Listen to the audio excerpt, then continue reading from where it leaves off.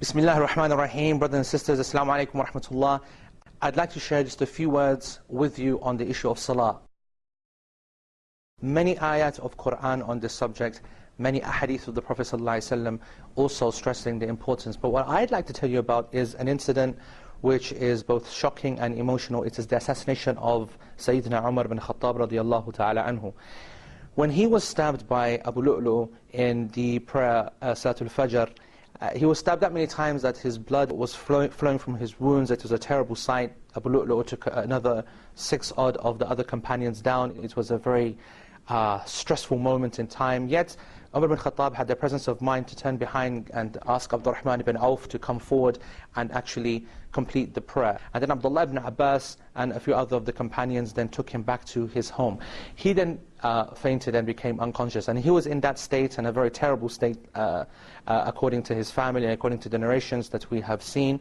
And clearly we know that a person who is dying effectively, and they said that they could see the wound seeping blood, and it was terrible.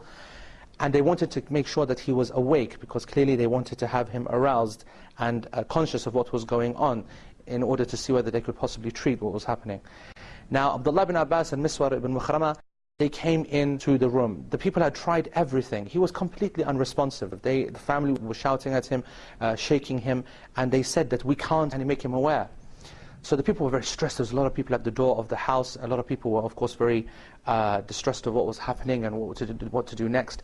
But some of them then said, you know what will make him come round? It will be the prayer. So Abdullah ibn Abbas and Miswar, when they heard this, they went up to Umar bin Khattab and they said to him in his ear, Ya Amir Mu'mineen, as-salah, as-salah.